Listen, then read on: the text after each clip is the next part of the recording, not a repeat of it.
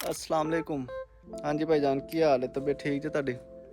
अच्छा, ਤੁਹਾਨੂੰ ਅੱਜ ਦਿਖਾਉਂਦੇ ਹਾਂ ਡੇਅਰੀ ਫਾਰਮ ਸਾਡਾ ਕਿੱਥੇ ਤੱਕ ਪਹੁੰਚਿਆ ਕੰਮ।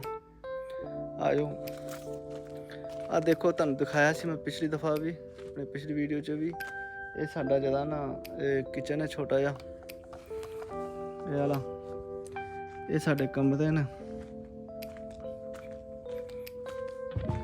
ਇੱਕ ਆਹ ਕਮਰਾ ਹੈਗਾ, ਇੱਕ ਇਹ ਕਮਰਾ ਹੈਗਾ, ਤੇ ਆ ਦੇਖੋ ਇਹ ਸਾਡੇ ਜਿਹੜਾ ਨਾ ਬਰਾਂਡਿਆਂ ਦੇ ਉੱਤੇ ਗਾਰਡਨਾਂ ਪੈ ਗਈਆਂ ਨੇ। ਹੁਣ ਉੱਤਲਾ ਛੱਤ ਦਾ ਰਹਿ ਗਿਆ ਇਨਸ਼ਾਅੱਲਾ। ਇਹ ਜਿਹੜਾ ਬਰਾਂਡਾ ਨਾ ਸਾਡਾ ਇਹ ਵਾਲਾ, ਇੱਥੋਂ 80 ਫੁੱਟ ਇਸ ਤਰ੍ਹਾਂ ਹੈਗਾ, ਤੇ ਇੰਜ 50 ਫੁੱਟ ਇੰਜ, ਤੇ 50 ਫੁੱਟ ਹੀ ਇੰਜ, ਠੀਕ ਹੈ। ਤੇ ਇੱਧਰੋਂ ਸਾਡੀ ਜਿਹੜਾ ਨਾ ਇਹ ਅੱਗੇ ਪਾਰਟੀਸ਼ਨ ਹੋ ਜਾਏਗੀ ਤਾਂ ਕਿ ਜਾਨਵਰ ਅਗਲੀ ਸਾਈਡ ਤੇ ਨਾ ਆਉਣ। ਇਹ ਅਸੀਂ ਗਾਰਡਨ ਪਾਏ ਨੇ, ਇਹ ਵਾਲਾ।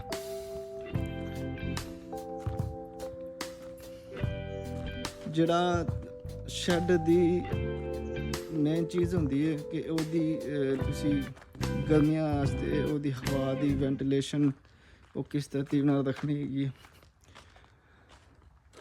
ਹੁਣ ਆ ਦੇਖੋ, ਅਸੀਂ ਜਿਹੜਾ ਨਾ ਸਾਹਮਣੇ ਆ ਕਮਰੇ ਦੇ ਵਿੱਚ ਆ ਸੁਰਾਖ ਛੱਡੇ ਨੇ, ਆ ਉੱਤੇ ਜਿਹੜਾ ਨਾ ਇਹ ਹਵਾ ਦੀ ਕਰਾਸਿੰਗ ਵਾਸਤੇ। ਇਸ ਤਰ੍ਹਾਂ ਹੀ ਜਿਹੜਾ ਨਾ ਇਹਨਾਂ ਦੇ ਉੱਤੇ ਆ ਕਰਾਸਿੰਗ ਹੋਏਗੀ ਸਾਰੀ ਹਵਾ ਦੀ। ਆ ਤਕਰੀਬਨ 2.5 ਕਨਾਲ ਜਗ੍ਹਾ, ਠੀਕ ਹੈ, ਜਿੱਥੇ ਆ ਡੇਅਰੀ ਫਾਰਮ ਅਸੀਂ ਬਣਾਇਆ।